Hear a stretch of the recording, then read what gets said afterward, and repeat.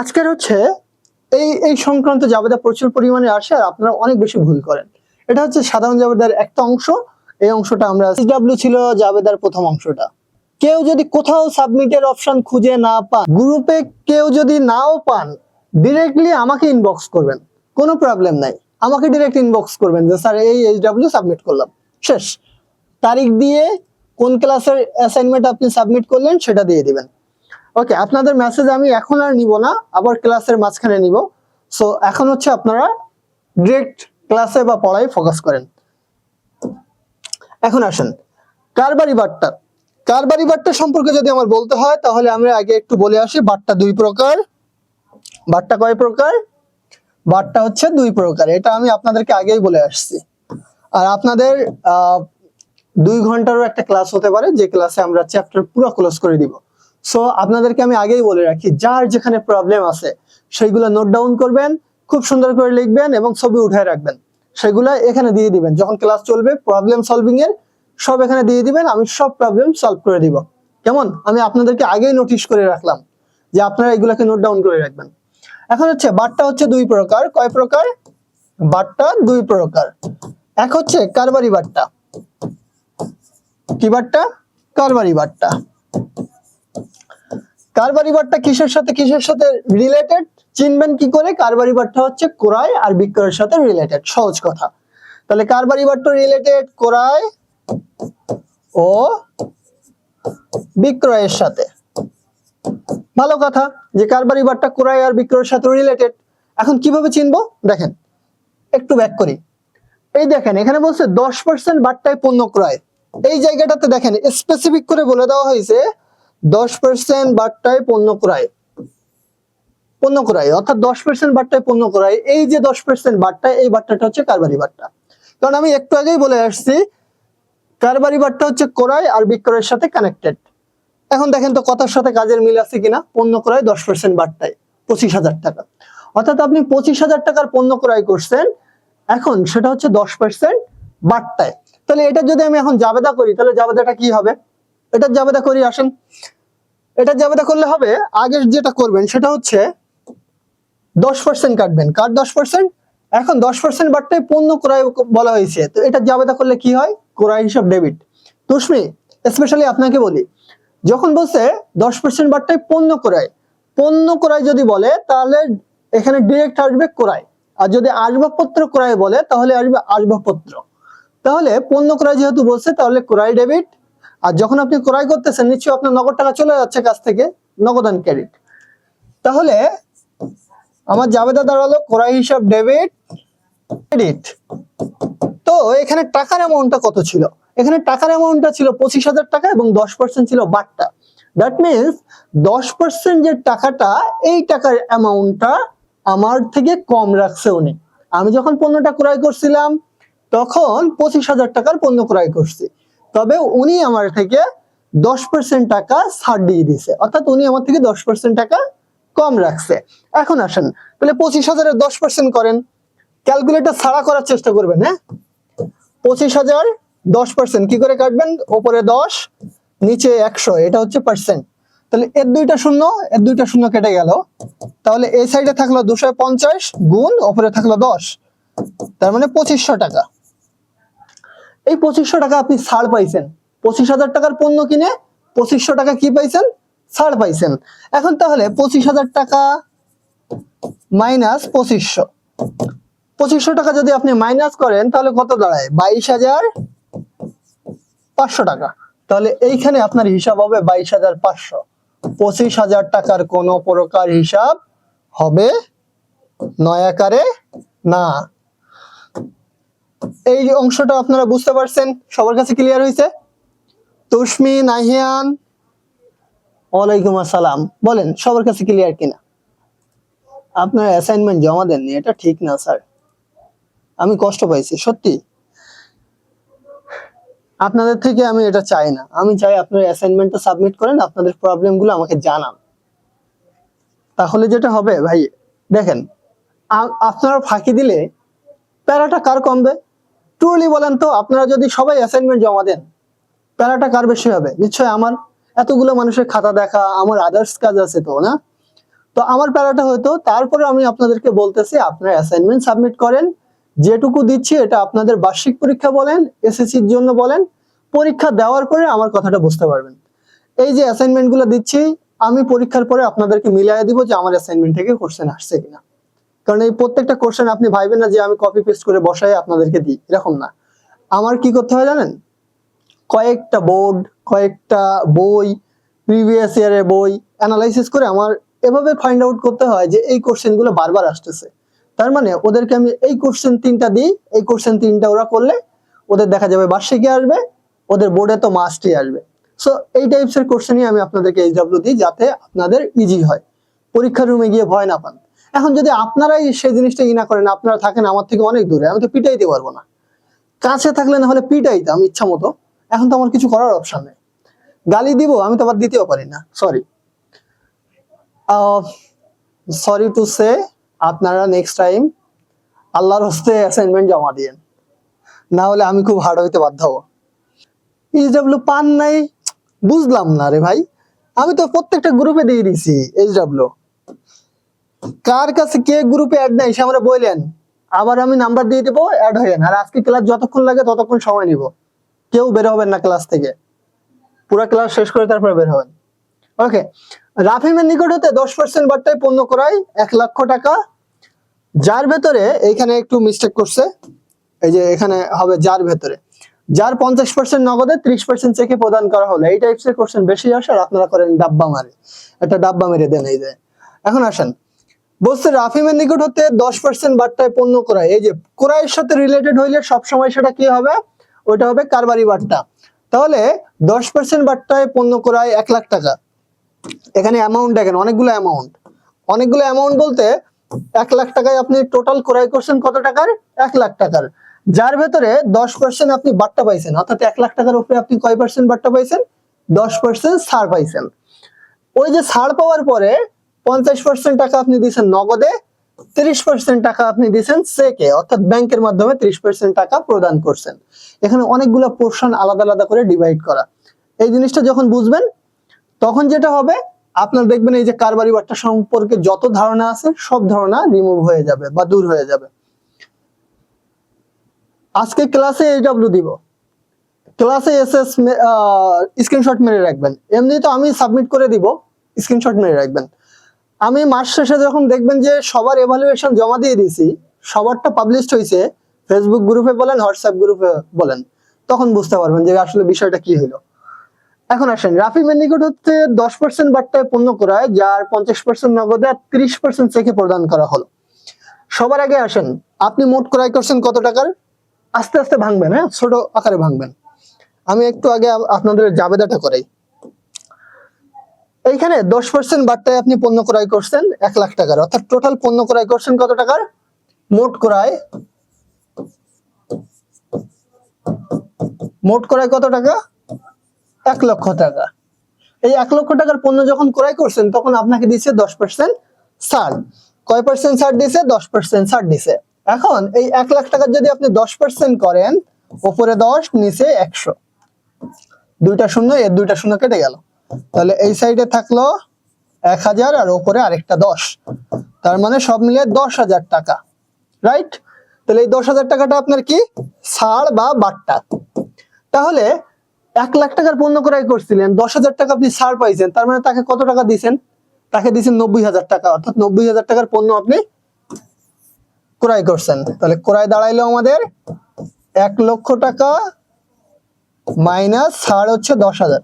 কেউ মনে করেন না স্যার আপনি এত ভেঙে ভেঙে যাচ্ছেন কেন, একটা ম্যাথ আমি একটু ভেঙে বুঝাই যাচ্ছি যাতে আপনাদের জন্য সহজ হয়। ওকে, তাহলে আপনি নিট ক্রয় করছেন হচ্ছে 90,000 টাকার। এখন আসেন, এখানে কি বলছে, এখানে বলছে 50% নগদে, অর্থাৎ 50% নগদে, ওই যে 90,000 টাকার ওর 50% নগদে পরিশোধ করছেন, 30% চেকে পরিশোধ করছেন, অর্থাৎ ওই যে 90,000 টাকা ওর 30% আপনি চেকে পরিশোধ করছেন। এখন বলেন, এইখানে আছে 50%, এখানে আছে 30%, নরমালি পার্সেন্ট কত হয়, টোটাল পার্সেন্ট কত, টোটাল কিন্তু 100%। তার ভেতরে 50% হচ্ছে আপনি দিয়েছেন নগদে, 30% দিয়েছেন চেকে, তাহলে আরো যে 20% থাকে ওই 20% গেল কই? ওই 20% হচ্ছে বাকি। এটা আপনাকে বের করে নিতে হবে, আপনাকে কেউ বের করে দিবে না। তাহলে এটা জাবেদা এখন আমরা কি লিখতে পারি বলেন তো? এটা জাবেদা এখন আমরা লিখতে পারি না? ক্রয় হিসাব ডেবিট, নগদে যেহেতু টাকা পরিশোধ করছেন, নগদান হিসাব ক্রেডিট। তো আপনার ক্রয় মোট কত ছিল আমরা দেখছি হচ্ছে বের করে 90,000। ওর 50% হচ্ছে নগদান, মানে নগদ টাকা দিয়েছেন। তো 90,000-এ 50% করেন, এখানে 50/100, 2 শূন্য কেটে দিলাম আর 2 শূন্য কেটে দিলাম, 900 গুণ 50, 5 নং 45,000 টাকা, অর্থাৎ অর্ধেক, এক কথায় নগদান হিসাব গেল। এরপরে কি আসবে? এরপরে হচ্ছে আমাদের যেহেতু চেকের মাধ্যমে আমরা টাকা পরিশোধ করছি, তার মানে হচ্ছে ব্যাংক হিসাব। কত পার্সেন্ট? 30%, ওখানে ছিল তো। তো 90,000-এর 30% হচ্ছে 27,000 টাকা। আপনারা হিসাব করে নেন, আমি হিসাব অটোমেটিক করে ফেলছি। দেন তার যে বাকি 20% থাকে, ওই 20% কি ছিল? যেহেতু বাকিতে, তো এটা পাওনাদার হিসাব। এখন আপনি বুঝবেন কি করে যে আপনার ঠিক আছে কিনা? ক্রেডিট সাইডের এই তিনটারে যোগ করেন আর ডেবিট সাইডের টারে যোগ করেন, দেখেন সমান হয় কিনা। যদি ইকুয়াল হয় that means you are right. এখন বলেন আপনারা এই অংশটা বুঝছেন কিনা? এরপরে মিহিরের নিকট 10% বাট্টায় বিক্রয় 50,000 টাকা, যার 10% নগদে 50% চেকে আদায়। এখন এইটার অংশ আপনারা করতে পারবেন? করে 2 মিনিটের মধ্যে সাবমিট করবেন আপনারা। 3 নাম্বারটা, 3 নাম্বার এন্ট্রি। ওকে, সবাই করে এখানে কমেন্ট সেকশনে সাবমিট করেন তো দ্রুত।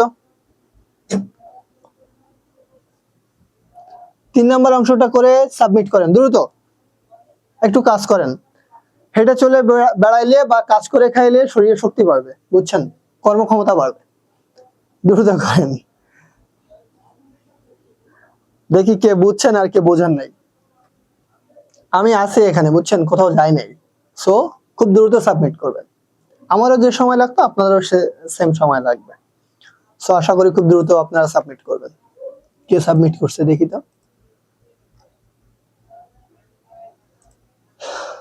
আর অযথা মেসেজ দিলে একবারে ডিরেক্ট ব্লক মেরে লাথি মেরে বের করে দিব ক্লাসরুম থেকে। ফাজলামি করার জায়গা না এটা, বুঝছেন? এই প্ল্যাটফর্মে আপনি আসছেন পড়াশোনা করতে, আজ এরা কমেন্ট করবেন তো কিক মেরে বের করে দিব ক্লাসরুম থেকে। আপনি যখন স্টুডেন্টের মতো আচরণ করবেন, আমি তখন টিচারের মতো আচরণ করব। আর আপনি যখন ফাজিলের মতো আচরণ করবেন, তখন আমি ডাবল ফাজিলের মতো আচরণ আপনার সাথে করতে বাধ্য হব। সাবমিট করেন। শেষ? কার কার শেষ হয়েছে? আমরা পরের আপনারা তো এটা দেখতেছেন, ঠিক আছে, দ্রুত দেখেন। এটা মনে করেন কুইজ টাইপসে দিয়ে দিয়েছি আপনাদেরকে, যে আপনারা হচ্ছে দ্রুত সাবমিট করবেন, সেটাই বেটার হবে। ওকে, সাবমিট করেন জারিফ, সাবমিট করে দেন। শেষ হইলে এখানে সাবমিট করে দেন কমেন্ট সেকশনে। কমেন্ট সেকশনে দেখেন এখানে একটা ছবির অংশ আছে, বা এখানে একটা ছবি দেওয়ার একটা ফাইল দেওয়ার সিস্টেম আছে, ওইটাই দিয়ে দেন।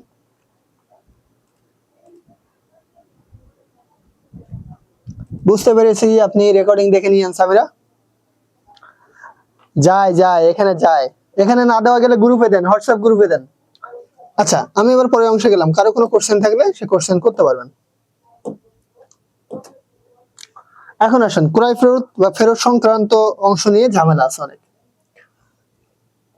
ক্রয় ফেরত, বহি ফেরত, আন্তঃফেরত, বিক্রয় ফেরত, এই জায়গা নিয়ে প্রচুর পেঁচাল আপনারা লাগান। সেই পেঁচালটা আমি একটু ক্লিয়ার করি। জিনিসটা হচ্ছে,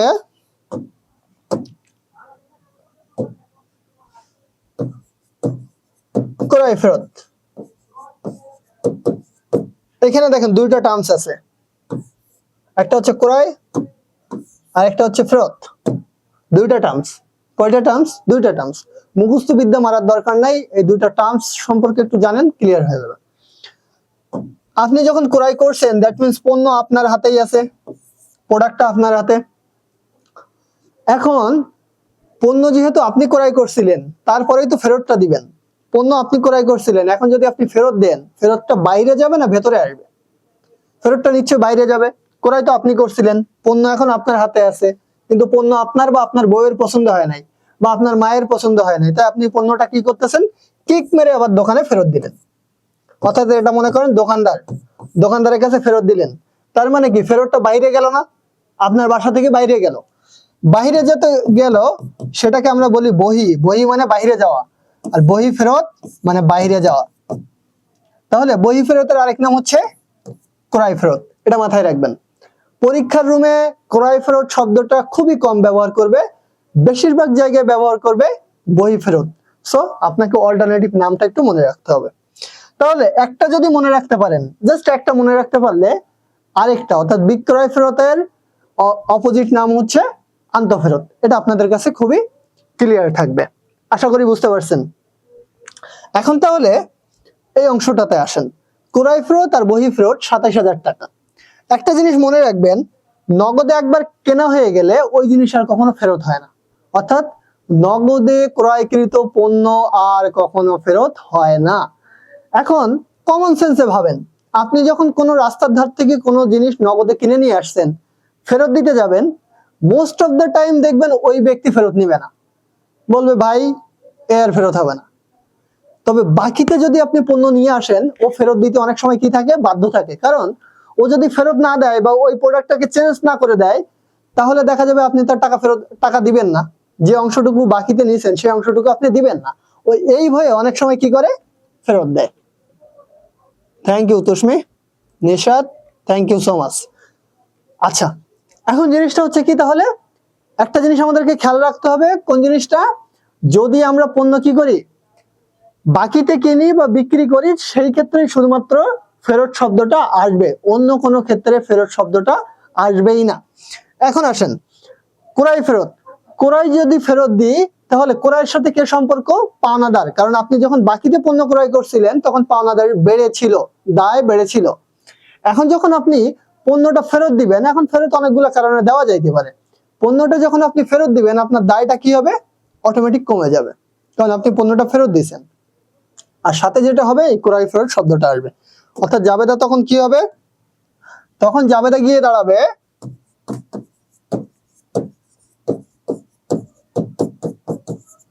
পাওনাদার হিসাব ডেবিট আর ক্রয় ফেরত হিসাব ক্রেডিট। এটা মাথায় রাখবেন যে ক্রয় যে সাইডে বসে, ক্রয় ফেরত তার উল্টা সাইডে বসে, বা ক্রয় ডেবিট হলে ক্রয় ফেরত ক্রেডিট হয়। কারো কোনো আপত্তি আছে এটা নিয়ে, বা কোনো প্রবলেম ফেস করতেছেন? কারো প্রবলেম আছে? নুসাইবা, তুসমি, নাহিয়ান, নিশাদ, কারো প্রবলেম? এই পুরো শীটে যতগুলা জাবেদা আছে সবগুলো কিন্তু অ্যাসাইনমেন্ট থাকবে, আগেই বলে দিচ্ছি, পুরোটাই অ্যাসাইনমেন্ট থাকবে। আমি কিন্তু এমনি এমনি দিচ্ছি না, এগুলো ইম্পর্টেন্ট বলেই কিন্তু দিচ্ছি, যাতে আপনাদের কোনো ধরনের প্রবলেম না হয়। যেমন আজকে মিথিলা দিয়েছিল, ওর হচ্ছে প্রবলেম ছিল যে অংশগুলো পারে নাই, ওর সেই অংশগুলো আমাকে ক্লিয়ারলি বলছে, স্যার এই অংশগুলো আমি পারি নাই। তার মানে কি, এখন দায়িত্বটা আমার, ও যে অংশগুলো পারে না সেগুলো ওকে বুঝাই দেওয়া। আপনারাও সেমটা করবেন, যেগুলো না পারবেন রেখে দিবেন, দিয়ে বলবেন স্যার এগুলো আমি পারিনি। ওকে, দ্যাটস ইট। আপনি সব পারবেন না এটাই স্বাভাবিক, যেটা পারবেন না সেটা সলভ আমি করে দিব। ওকে, বাট অ্যাসাইনমেন্ট সাবমিট করবেন মাস্ট। হ্যাঁ, শুধুমাত্র ডেবিট ক্রেডিট করবেন। আর সাথে যেটা করবেন, মনে করেন আমি এটা ডেবিট ক্রেডিট করলাম, এই যে পাওনাদার হিসাব আর ক্রয় ফেরত হিসাব। গত ক্লাসে সম্ভবত আপনারা খেয়াল করেন নাই, পাশে লিখবেন দায়। এটা কি জাতীয় হিসাব, দায়। এই দায়টা কি হয়েছে, হ্রাস পাইছে। আর ক্রয় ফেরতটা কি, এটা হচ্ছে ব্যয়,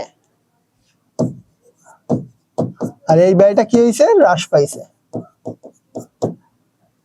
তার মানে এইভাবে আপনি লিখলে আপনার কয়েকটা জিনিস একসাথে হয়ে গেল। সেটা হচ্ছে ওই ক্লাসে আমি বলছিলাম যে এটা আপনি চিনতে পারলেন, যেটা আয় ব্যয় দায় কোন জাতীয় হিসাব। আপনি আবার এটাও বুঝলেন যে আপনার কিছু বাড়ছে নাকি কমছে। ক্লিয়ার? অর্থাৎ জাস্ট এই স্ট্রাকচারে আপনারা আমাকে অ্যাসাইনমেন্টটা সাবমিট করবেন। নগদ বাট্টা সংক্রান্ত। নগদ বাট্টা জিনিসটা কি, সেটা একটু আগে ক্লিয়ার করি। আমরা বলছিলাম বাট্টা দুই প্রকার, একটা ছিল কারবারি বাট্টা, 2 নাম্বার যেটা সেটা হচ্ছে নগদ বাট্টা। নগদ বাট্টা জিনিসটা হচ্ছে যেটা দেনাদার আর পাওনাদারের সাথে সম্পর্কিত, দেনাদার অথবা পাওনাদারের সাথে সম্পৃক্ত। কিভাবে সম্পৃক্ত? দেনাদার আর পাওনাদারের সাথে। মনে করেন আপনি আমার কাছে বাকিতে পণ্য বিক্রি করছিলেন, তার মানে আমি আপনার জন্য দেনাদার। এখন আপনি যে আমার কাছে বাকিতে পণ্য বিক্রি করছিলেন 5,000 টাকার, তবে আমি আপনাকে সেই টাকা দিচ্ছি না। কথা ছিল আমি 6 মাসের মধ্যে আপনাকে টাকা দিব, তবে আপনি যেই আমার কাছে টাকা নিতে আসেন সেই আমি বলি ভাই খাওয়া হচ্ছে না, আমার ইনকাম নাই, ওই যে বাঙালি যেটা করে। সো আমি এই ধরনের এক্সকিউজ আপনাকে শো করলাম যে আমার টাকা নাই, দিতে পারবো না, হ্যান ত্যান এটিসি। তখন আপনি কি করলেন? আপনি আমাকে বললেন স্যার আপনার 5,000 টাকা দেওয়ার দরকার নাই, আপনি আমাকে 4,500 টাকা দেন, 500 টাকা আমি আপনাকে মাফ করে দিলাম। এই যে আপনি আমাকে 500 টাকা মাফ করে দিলেন, কেন দিলেন? যাতে আমি আপনাকে আপনার টাকাটা পে করি বা আপনার টাকাটা আমি আপনাকে শোধ করে দিই, এই জন্য কিন্তু আপনি আমাকে ছাড়টা দিয়েছেন। তাহলে এই যে নগদ বাট্টা যেটা, সেটা হচ্ছে দেনাদার আর পাওনাদারের সাথে সম্পৃক্ত, আর এটা সাধারণত হিসাব বিজ্ঞানে কাউন্ট হয় বা বসে। কিভাবে বসে এটার ক্ষেত্রে আসেন। কারবারি বাট্টার ক্ষেত্রে দেখছিলেন তো আমরা টাকার ছাড়ের অংশটা মাইনাস করে কিন্তু বসাইছি, কোথাও কিন্তু লিখি নাই কারবারি বাট্টা ডেবিট বা ক্রেডিট। তবে এই বাট্টার ক্ষেত্রে মাস্ট বাট্টার অংশটা বসবে, একটা প্রদত্ত বাট্টা হবে আর একটা প্রাপ্ত বাট্টা হবে। কিভাবে দেখেন, বলছে দেনাদারের নিকট হতে 10% বাট্টায় 1 লক্ষ টাকা প্রাপ্তি। মানে আপনি কত টাকা পাইছেন বা পাবেন? 1 লক্ষ টাকা 10% বাট্টা দিতে হবে আপনাকে। এখন আসেন জিনিসটা একটু ক্লিয়ার করি। তার আগে আমি আপনাদেরকে যেটা বললাম যে নগদ বাট্টা হচ্ছে দেনাদার আর পাওনাদারের সাথে সম্পৃক্ত, এটা করা হয় সাধারণত টাকাটা দ্রুত আদায়ের জন্য। এখন তাহলে 1 নম্বরে আমাদেরকে বলা হয়েছে কি 1 লক্ষ টাকা আমরা পাইলাম, 1 লক্ষ টাকার উপরে যে 10% বাট্টা সেটা আমরা দিলাম। তাহলে 1 লক্ষ টাকার 10% বাট্টা কত টাকা? 1 লক্ষ টাকার উপরে যদি 10% বাট্টা করেন, ডিফিকাল্ট ওয়েতে আমি আপনাদের কাছে যাচ্ছি না, আমি ইজি ওয়েতে যাচ্ছি যাতে আপনারা ইজিলি বোঝেন। 10% বাট্টা যদি আমি কাটি তাহলে হচ্ছে 10,000 টাকা হবে। 1 লক্ষ টাকার 10% হচ্ছে 10,000 টাকা। এখন আসেন এটা জাবেদা করি। কার থেকে পাইছেন? এই যে দেখেন দেনাদারের নিকট হতে আপনি টাকাটা পাইছেন, তাহলে দেনাদারের নিকট থেকে যদি টাকা পান তাহলে ডেবিট হবে না? নগদান হিসাব ডেবিট।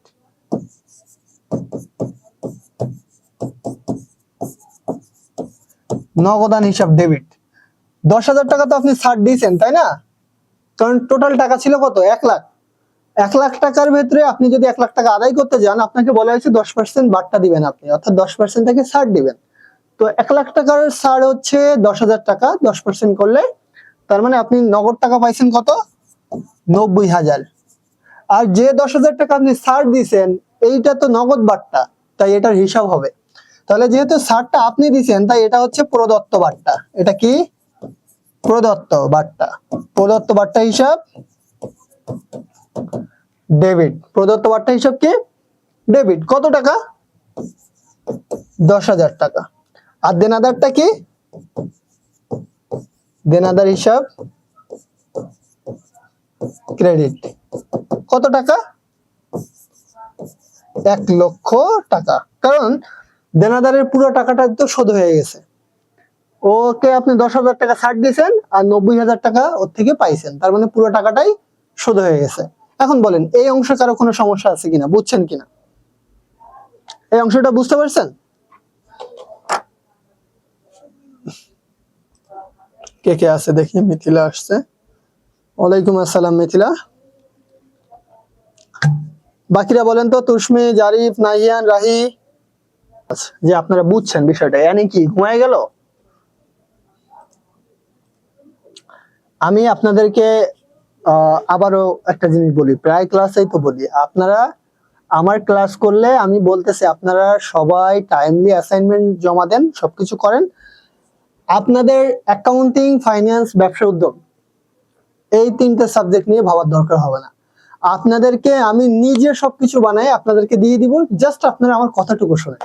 সেটা এমসিকিউ হোক, সিকিউ হোক, আর হচ্ছে আপনার শর্ট কোশ্চেন হোক। আর বেসিক তো আমি ক্লিয়ার করেই দিব। সো একটু আমার জাস্ট কথাটুকু শুনলেই হবে, আলাদা কোনো কিছুতে আপনাদের কনসেন্ট্রেশন দেওয়ার কোনো প্রয়োজন পড়বে না। পাওনাদারকে 50,000 টাকা 10% বার্তায় চেকে পরিশোধ। এখন তো এটা আপনারা পারবেন নাকি, নাকি এটা বোঝানো লাগবে? বলেন তো এটা পারবেন কিনা? এটা তো পারবেন। এটা কারো প্রবলেম আছে? যার প্রবলেম আছে শুধুমাত্র সেই বেচারাই বলেন যে হ্যাঁ এটা প্রবলেম আছে আমার। ওকে, কারোর প্রবলেম নাই, দে আর ব্রিলিয়েন্ট। ওকে, সায়েমের কাছ থেকে 7,000 টাকা পাওনার পূর্ণ নিষ্পত্তিতে, এটা আমি একটু বুঝাই। কে কমেন্ট করছেন পরে আবার বলবেন আমি বুঝি নাই, আপনি আমার কমেন্ট পড়েন নাই, আরেক ভেজাল হয়ে যাবে। ঠিক আছে, ওকে, এখন আসেন পূর্ণ নিষ্পত্তি। এই শব্দটা আমি আপনাদেরকে আগেও এক্সপ্লেইন করছি, তাও আরেকবার এক্সপ্লেইন করি। সেটা হচ্ছে সায়েমের কাছ থেকে 7,000 টাকা পাওনার পূর্ণ নিষ্পত্তিতে এত টাকা প্রাপ্তি। আগে দেখবেন টাকাটা আপনি পাইছেন না দিছেন। শব্দ আছে, একটা শব্দে আপনি চিনতে পারবেন যে এটা টাকাটা আপনি দিছেন না পাইছেন। ওখানে শব্দটা হচ্ছে প্রাপ্তি, অর্থাৎ টাকা আপনি পাইছেন। আর টাকা আপনি কার থেকে পাবেন? দেনাদারের থেকে পাবেন নিশ্চয়ই। দ্যাট মিনস এই যে সায়েম বেচারা পাগল, এই পাগল হচ্ছে আপনার দেনাদার। এখন সহজ হিসাব হচ্ছে আপনি পাইতেন কত টাকা? 7,000 টাকা, তবে ও আপনাকে দিয়েছে 6,800 টাকা, দিয়ে হাত পায়ে ধরছে ভাই মাফ করে দাও আর দিতে পারবো না। তার মানে আপনি টাকা পাইলেন 6,800, ওকে ছাড় দিলেন 200 টাকা, আর হচ্ছে টোটাল ওর কাছ থেকে মাফ হয়ে গেল কত? 7,000 টাকা, অর্থাৎ 7,000 টাকার হিসাব শেষ। যেহেতু টোটাল হিসাবটাই ক্লোজ, তাই সেটাকে বলা হয়েছে পূর্ণ নিষ্পত্তিতে, অর্থাৎ পুরোপুরি ভাবে বিষয়টা কি হয়েছে? নিষ্পত্তি হয়ে গেছে। এইখানে আর কোনো ধরনের ফল্ট নাই, বা পরবর্তীতে কেউ আর কোনো ধরনের টাকা চাইতে পারবে না, নয় আকারে না। হিসাব বিজ্ঞান আপনার মাথার উপর দিয়ে যায়, ক্লাস করতেছেন ঠিক মতো? হিসাব বিজ্ঞান মাথার উপরে যাবে তখন যখন বেসিক থেকে গরমিল বেড়ে যাবে। সো ক্লাসে একটু রেগুলার থাকতে হবে, বুঝছেন? এখন আসেন, এই রিলেটেড কিছু প্রবলেম আপনাদের হয়। ক্যাশ বক্স হতে টাকা চুরি। এখন আপনি তুষ্মি যেটা বলছিল যে স্যার আমি এই ক্ষেত্রে তাহলে কোনটাকে হিসাব ধরে কাউন্ট করব বা লিখব, কিছু বুঝতেছেন না কেন? রেকর্ডেড ক্লাসগুলো বারবার দেখেন তো, তারপরে আমাকে বললেন যে স্যার এইখানে আমার প্রবলেম হচ্ছে। স্পেসিফিক কিছু পয়েন্ট আছে তো যে সেখানে প্রবলেম হচ্ছে। ক্যাশ বক্স, আচ্ছা ক্যাশ বক্স বলতে সেই বক্সকে বোঝায় যেখানে সাধারণত নগদ টাকা থাকে। কি টাকা থাকে? নগদ টাকা সাধারণত থাকে, সেটাকে বলা হয় ক্যাশ বক্স। এখন আসেন, ক্যাশ বক্সের কথা যেহেতু আসছে, ক্যাশ বক্স থেকে যদি টাকা চুরি হয় তাহলে কি টাকা চুরি হয়েছে? চেক? নিশ্চয়ই না। ক্যাশ বক্স থেকে যখন টাকা চুরি হবে নিশ্চয়ই কি চুরি হবে? নিশ্চয়ই হচ্ছে নগদ টাকাটা চুরি হবে। যেহেতু নগদ টাকা চুরি হইলো, তাহলে আপনার নগদ টাকা কি হলো? কমে গেল।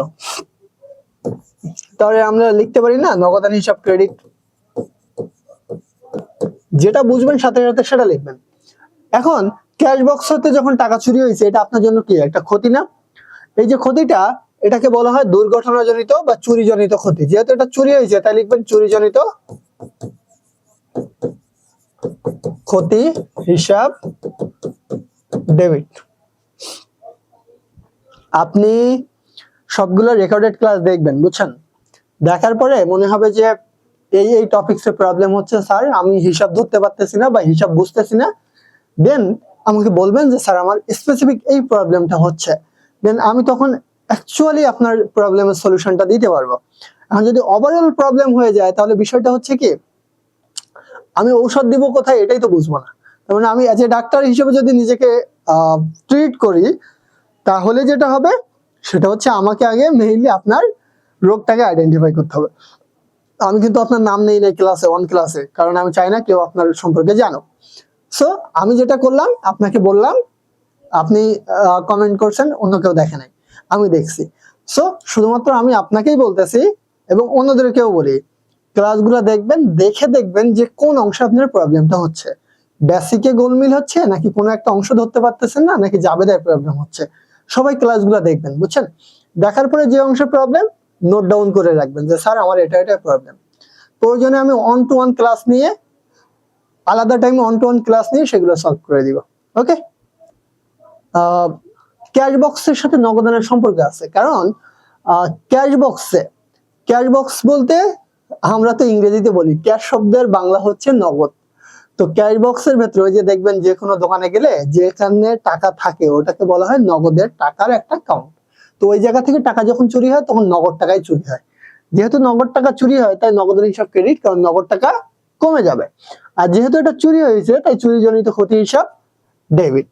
বুঝতে পারছেন স্যার?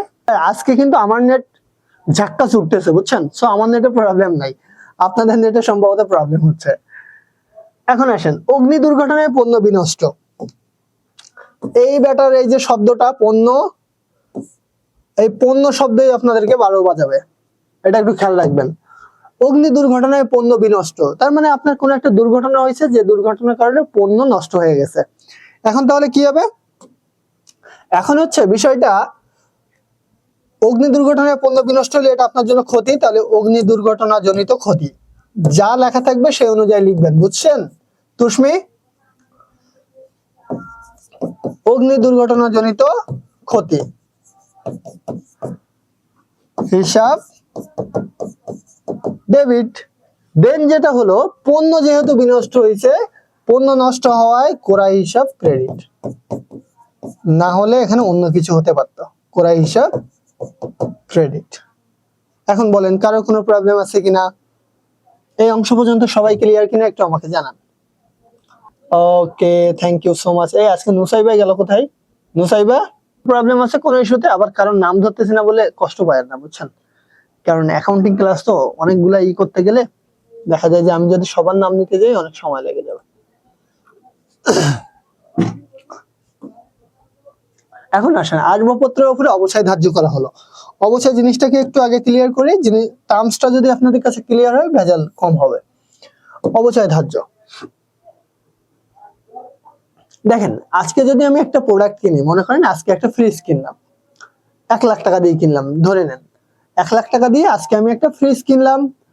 5 বছর পরে, মানে এখন হচ্ছে 25 সাল, 2030 সালে গিয়ে জাস্ট একটু চিন্তা করেন, 1 লক্ষ টাকার ফ্রিজ 2030 সালে গিয়ে আমি কি 1 লাখ টাকায় বিক্রি করতে পারবো? বা 90,000 টাকায় বিক্রি করা সম্ভব? আদৌ সম্ভব না।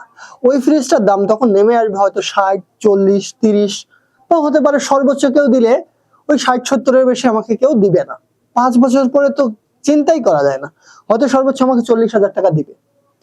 এই যে আজকের 1 লক্ষ টাকার ফ্রিজ 5 বছর পরে গিয়ে আমি পাচ্ছি 40,000 টাকা, এই যে ভ্যালু কমে গেল, অর্থাৎ একটা স্থায়ী সম্পদের মূল্য কি হলো? কমে গেল। এই কমে যাওয়াটাকে বলা হয় অবচয়, অর্থাৎ মূল্য হ্রাস পাওয়া। অবচয়ের যদি বাংলা অর্থ করেন আপনি, শব্দের অর্থ যেমন আমরা পড়ি না বাংলায়, ঠিক তেমনি এটা যদি শব্দের অর্থ করি তাহলে শব্দের অর্থ দাঁড়ায় হচ্ছে মূল্য হ্রাস করা। অর্থাৎ অবচয় শব্দের অর্থ কি দাঁড়ালো? মূল্য হ্রাস করা।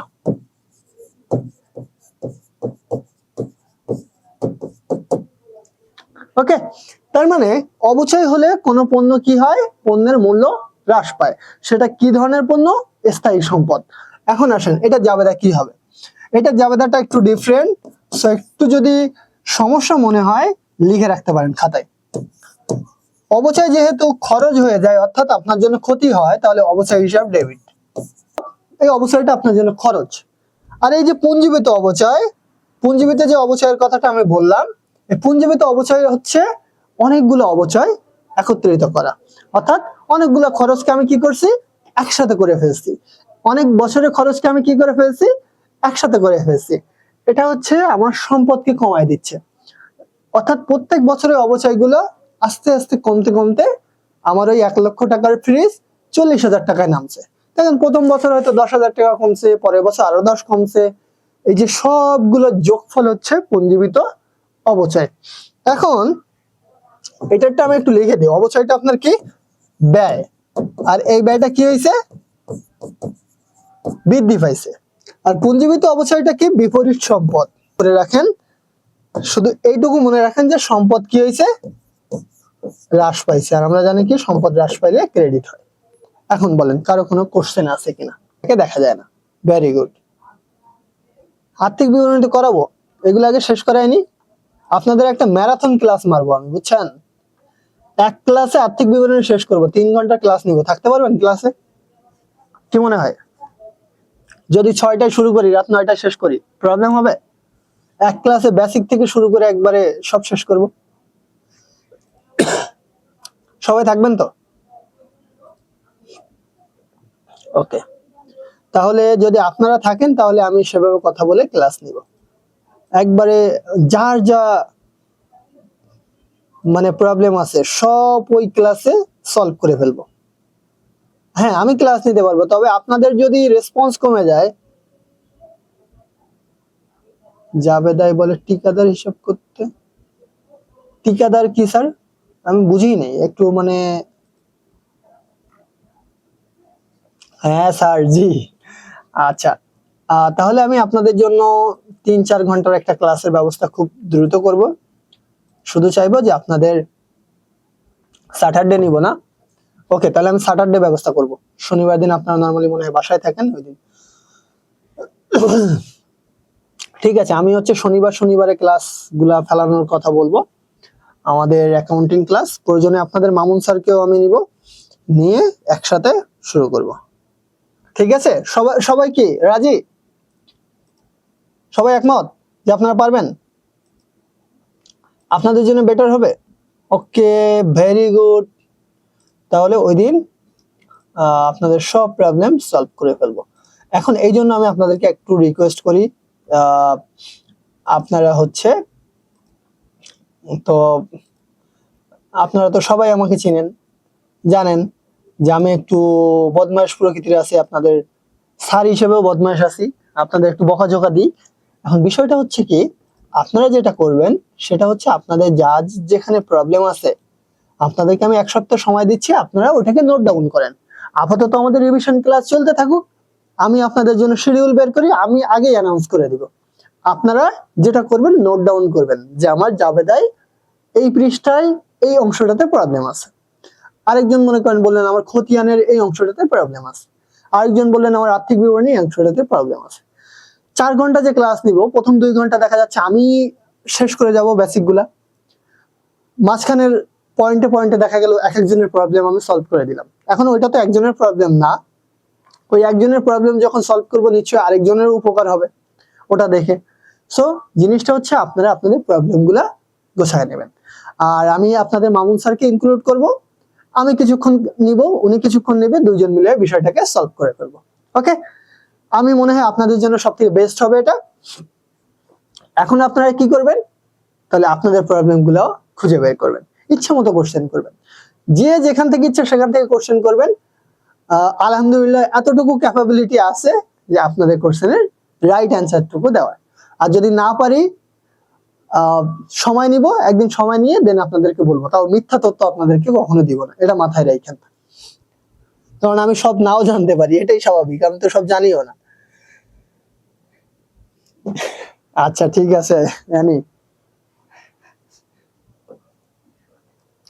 আচ্ছা, এখন আসেন পণ্য সংক্রান্তের ক্ষেত্রে কি কি হবে।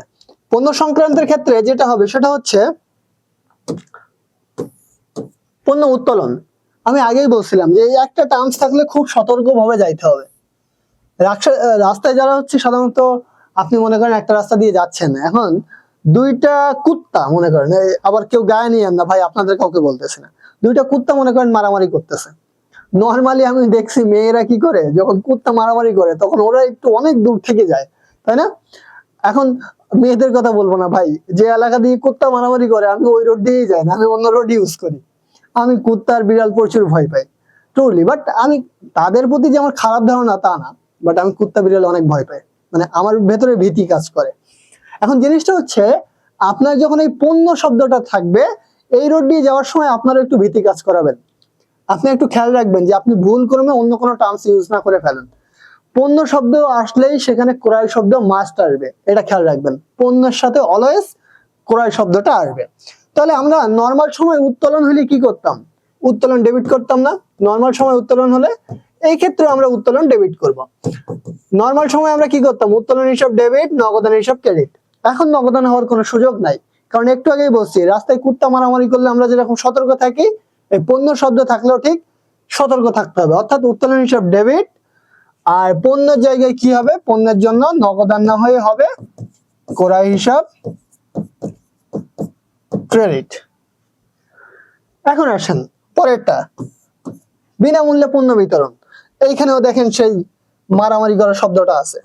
এখন বিনামূল্যে, আগেও আমি বলছি বিনামূল্যে কেউ ফাও ফাও পণ্য বিতরণ করে না, তার নিশ্চয়ই কোনো না কোনো একটা চেষ্টা আছে বা কোনো না কোনো জিনিসে চায় বলে ফ্রিতে পণ্য দেয়।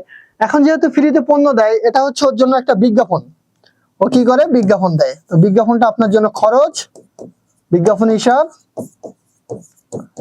ডেবিট, আর পণ্য যেহেতু চলে যায় তাই ক্রয় হিসাব ক্রেডিট।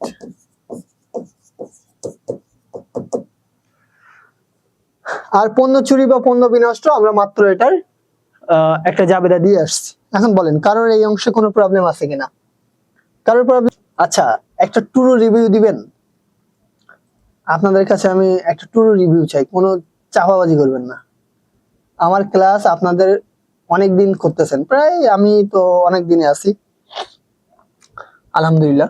এখন বলেন আমার ক্লাস আপনাদের কাছে কেমন লাগতেছে, আমার পড়ানো বুঝতেছেন কিনা, আমার কোন জিনিসটা মনে হয় যে আপনাদের কাছে আমার আপনাদের কি মনে হয় যে আমার কোন জিনিসটা কারেকশন করলে আরো বেটার ক্লাস নিতে পারতাম বা আপনাদের জন্য বেটার হতো, কোন অংশটা ক্লিয়ার করলে আপনাদের জন্য বেটার হয়। মানে আমার হতে পারে না, এক একজন মানুষের বাচনভঙ্গি এক এক রকম, প্রকাশভঙ্গি এক এক রকম, বোঝানোর ধরন এক রকম। কোন জিনিসটা আমার পরিবর্তন হলে আমার থেকে আপনারা বেটার আউটপুট পাবেন বলেন? এটা কিন্তু আমি আপনাদের ভালোর জন্য জিজ্ঞাসা করছি। ওকে নিশাদ, থ্যাংক ইউ। বলেন বাকিদের কাছে মনে হয় ভালো লাগে না।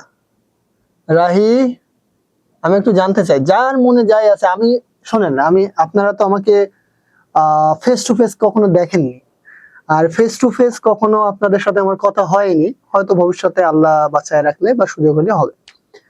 আমি এমন একটা মানুষ, মানে একবার অন ক্যামেরাই বলতেছি, রেকর্ডেড তো, এটা রেকর্ড থাকবে। আমি আমার কলিগ থেকে শুরু করে সবাইকেই বলি যে আমার বিরুদ্ধে কোনো যদি সমালোচনা থেকে থাকে, সেটা আমার পার্সোনালিটি নিয়ে বা সেটা আমার কোনো আচরণ নিয়ে, ডিরেক্ট আমাকে বলতে পারেন। I am ready to correct my attitude. কারণ আমি আমার যে কোনো অ্যাটিটিউড চেঞ্জ করতে আমি প্রস্তুত আছি, সেটা যদি আমার খারাপ হয়। কারণ মানুষ মাত্রই মানুষের ভেতরে খারাপ কিছু থাকবে, এটাই স্বাভাবিক। তখন ক্লিয়ারলি বলি, আপনারা যখন টিচার হবেন একটা সময় গিয়ে দেখবেন কাউকে না কাউকে পড়াবেন, সেটা নিজের ছোট ভাই বোনকে হলেও। তখন আপনার এই যে ফিডব্যাক, বোঝানোর ধরন, সবসময় আমি আপনাদেরকে একটা উপদেশ দিব, কেউ যদি সত্যিকার ভাবে মনে করেন, আমি নাম ধরতেছি, মনে করেন, আবার কেউ ভাইবেন না যে মিথিলা বা সামিরা বা আপনারা অ্যানি বা কেউ কিছু বলছেন। আমি জাস্ট বললাম যে সামিরা আমাকে বললো যে স্যার আপনার লেখার ধরনটা ভালো না। কথার কথা, আমি জানি না, আমার লেখার অবস্থা আমি নিজেই বুঝি। বা মনে করেন মিথিলা আমাকে বললো যে স্যার আপনি এটা যখন বুঝান আমি তখন উচ্চারণটা বুঝি না। কথার কথা, আপনারা যখন পড়াবেন এরকম কেউ বললো, কখনো ওই ব্যক্তির উপরে রিয়াক্ট করবেন না, বা কখনো এমন আচরণ করবেন না যে উনি বুঝে যে আপনি তার সমালোচনাটা নিতে পারেননি। হ্যাঁ, আপনার ভেতরে একটা খারাপ লাগা কাজ করবে, আপনি মানুষ তো না। আপনারা যখন কেউ নেগেটিভ বলবে, খারাপ লাগা কাজ করাটা স্বাভাবিক, বাট শো করবেন না। কি করবেন জানেন? ওই জিনিসটাকে আপনি নিজে একবার ভাববেন যে হ্যাঁ, উনি যে আমাকে খারাপ বললো, আসলে কি এটা খারাপ? যদি দেখেন যে রাইট, উনি যেটা বলছে আপনার ভেতরে খারাপ বৈশিষ্ট্যটা আছে, তখন চেষ্টা করবেন ওইখান থেকে আস্তে আস্তে বের হয়ে আসার। জিনিসটা কি হবে জানেন? আপনাকে মানুষ সমালোচনা করতে সহজ হবে। আর যখন মানুষ আপনাকে সমালোচনা করবে, আপনার ওই পারফেকশনের জায়গাটা বাড়বে। আমরা মানুষ তো, প্র্যাকটিক্যাল লাইফ থেকে শুরু করে ফ্যামিলি লাইফ, পড়াশোনার লাইফে সবসময় এই জিনিসটার একটা প্র্যাকটিস করবেন, সমালোচনা নিতে শিখবেন। ঠিক আছে? আমার এটা খুবই যে আমি সমালোচনা নিতে পারি। আমি নিজেই মানুষকে জিজ্ঞাসা করি যে ভাই আমাকে বলেন যে আমার ভুলটা কোথায়, বা আমি কোনো আচরণ খারাপ করছি কিনা। আমার টিচিং প্রফেশনে আসার ইচ্ছা অনেক আগে থেকেই। কারণ হচ্ছে আমি টিচিং প্রফেশনটা আমার কাছে খুবই ভালো লাগে, বুঝছেন? আমার কাছে আরো অনেকগুলা অপশন থাকার পরেও আমি কিন্তু টিচিং প্রফেশনটাকে সবসময় চুজ করি। কারণ আমার কাছে কেন জানি না ভালো লাগে, সবসময়ই ভালো লাগে। ট্রুলি বলতেছে, আমার কাছে সবসময় টিচিং প্রফেশনটা বেস্ট মনে হয়। সো আমি এই প্রফেশনটাতে সবসময়ই থাকি। এই জন্য সবসময় যেটা করবেন, সমালোচনা নেওয়ার ক্ষমতা রাখবেন। আপনার বাবা মা যে যেটা বলুক, রিয়াক্ট করবেন না, ঠান্ডা থাকবেন, কুল, একবারে কুল, কারণ আমরা মানুষ, আমাদের ভেতরে ভুল হবে, এটাই নর্মাল। স্যার আমি আপাতত কোনো স্কুলে নাই বুঝছেন, কারণ কমার্সের যেটা হাইয়েস্ট ডিগ্রি বলে, আপনারা জানেন কিনা জানি না, কমার্সের হাইয়েস্ট ডিগ্রি হচ্ছে সিএ, সিএমএ। এই দুটো আপনারা আপনাদের বইয়ে পাবেন, যখন এইচএসসি তে উঠবেন তখন দেখবেন। মানে সহজ করে বলি একটু, সায়েন্সে পড়লে কি হয়, ডাক্তার বা ইঞ্জিনিয়ার হয় না, লাস্টে এসে একবারে শেষে এসে ডাক্তার বা ইঞ্জিনিয়ার হয়। আর কমার্সে যারা পড়ে তাদের হাইয়েস্ট ডিগ্রি হচ্ছে সিএ বা সিএমএ করা। সিএ আর সিএম এর কাজ হচ্ছে একটা প্রতিষ্ঠানে যে টাকা পয়সা আছে, এই টাকা পয়সাগুলো সঠিকভাবে ব্যবহার হচ্ছে কিনা, গভর্নমেন্টকে ট্যাক্স দিচ্ছে কিনা, এত কিছু। জাস্ট একটা লুক্রেটিভ মানে আকর্ষণীয় একটা কথা বলি, সেটা হচ্ছে সিএ বা সিএমএ আপনি যদি শেষ করতে পারেন, আপনার শুরুতেই স্যালারি কত হবে জানেন? কমপক্ষে 10 লাখ টাকা শুরুতেই। আর এই টাকাটা পুরোপুরি হালাল, আপনি কোনো ঘুষ দুর্নীতি কিচ্ছু করা লাগবে না, এটা আপনার স্যালারি। সো আমি ওই সিএ আর সিএমএ পড়তেছি, তো আমার পড়াশোনায় একটু সময় দিতে হয় সব মিলে, এই জন্য আমি আদার্স কোনো সাইডে নিজেকে ইনক্লুড করি না, কারণ আমার কাছে একটু পড়াশোনা করতে ভালো লাগে, বুঝছেন? ওকে, অনেকগুলো পার্সোনাল কথা বলে ফেললাম, কেউ রাগ করলেন নাকি? এখন এই যে দেখেন, প্রত্যেকটা কোশ্চেন আছে, এটা হচ্ছে HW1, HW2, HW3, এই 3টা কোশ্চেনের সলিউশন করে আপনারা আমাকে পাঠাবেন। এখন আমি আবার বলি, কারোর কাছে যদি গ্রুপের কোনো ইনফরমেশন না থাকে বা গ্রুপ সম্পর্কে কোনো তথ্য না থাকে, আমাকে এখনো বলেন, আমি নাম্বার দিচ্ছি, আমাকে মেসেজ দিবেন, আমি গ্রুপে অ্যাড করে দিব, কোনো প্রবলেম নাই। বাট দয়া করে আপনারা আমাকে অ্যাসাইনমেন্ট সাবমিট করুন। মনে করেন এই ম্যাথটা করতে গিয়ে আপনি খ নাম্বার পাচ্ছেন না, খ নাম্বার রেখে দেন, ওই জায়গাটা খালি রেখে আপনি আমাকে জমা দেন। আমাকে স্পেসিফিক বলে দিয়েন যে স্যার আমি খ নাম্বারটা পারিনি, বা আমি খাতা দেখার সময় আমি অলরেডি মিথিলারটা দেখছি, ও সুন্দর করে লিখছে, কিছু অংশ পারে না, আমাকে বলছে। সো ওর নামটা আমি কেন বললাম, কারণ ও আমাকে জমা দিয়েছে। এখন বিষয়টা হচ্ছে, আপনারা যেটা পারবেন না সেটা বলারও দরকার নেই, দাগ নাম্বার লিখে রাখবেন যে HW2 এর খ আমি পারিনি, ওইটা আমি সাবমিট, অর্থাৎ আমি সলিউশন করে আপনাদেরকে দিয়ে দিব। যদি না বোঝেন আমি ভয়েস দিয়ে আবার বুঝাই দিব, তাও যদি না বুঝেন আমি 1-to-1 ক্লাস নিয়ে বুঝাই দিব। এখন বলেন এর বেশি আমার কিছু করার আছে? বলেন, আপনাদের যদি মনে হয় যে স্যার এর বাইরেও আপনার কিছু করার আছে, সেই উপায়টাও আমাকে বলেন, আমি সেটা করে দিব, সমস্যা নাই।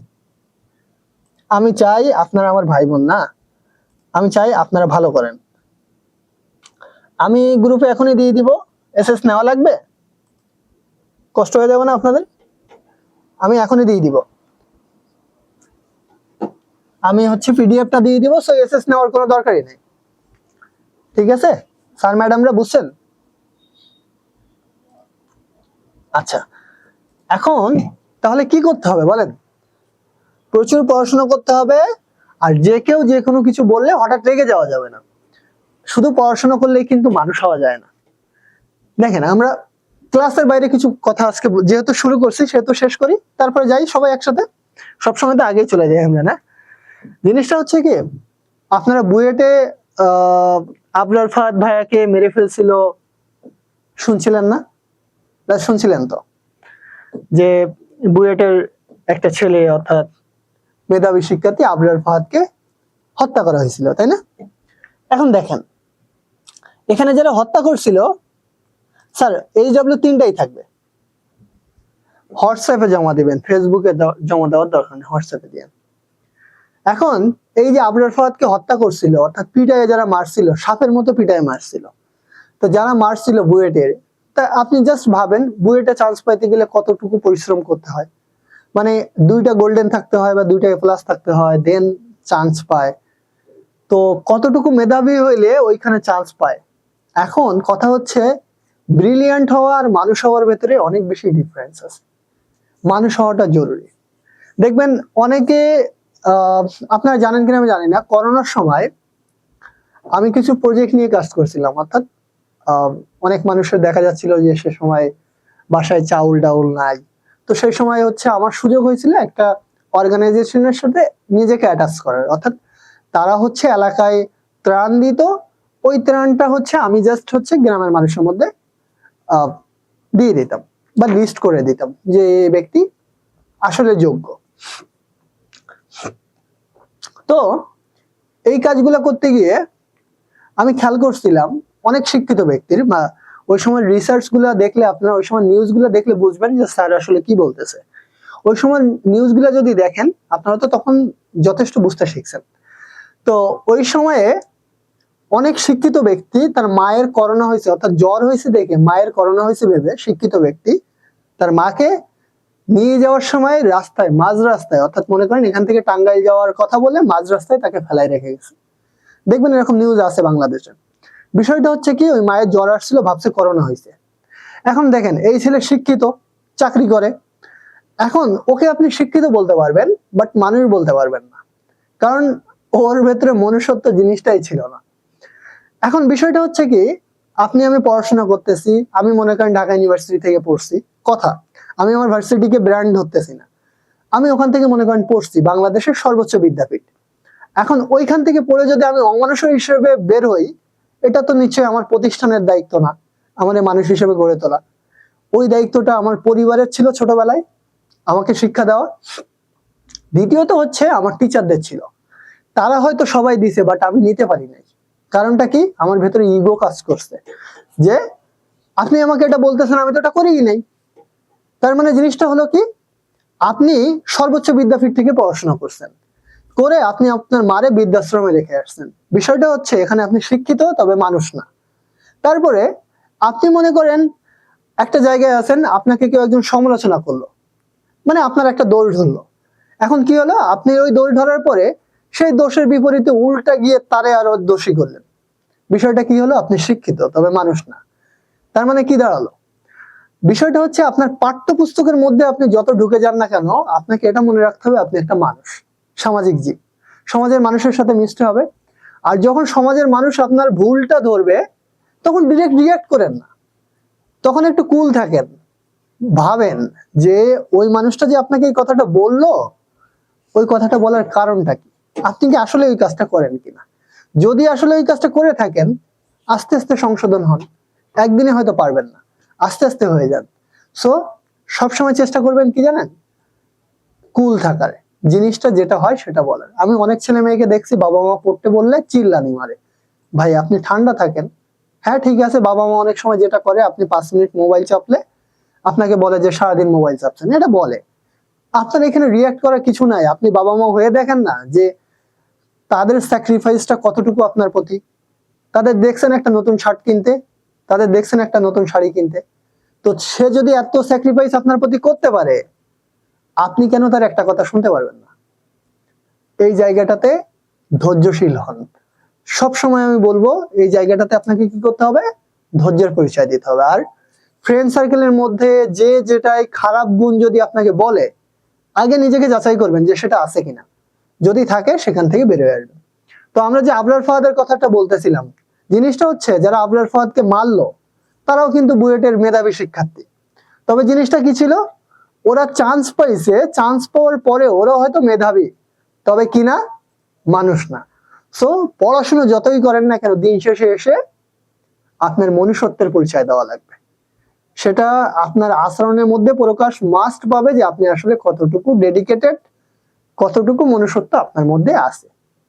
সো ওইটা আপনার আশপাশের মানুষ বুঝে যাবে। পার্সোনালিটি এমন একটা জিনিস, কাউকে প্রকাশ করে বোঝাতে হয় না, ওটা আশেপাশের মানুষের ভেতরে সৌন্দর্য হিসেবে প্রকাশ পায়।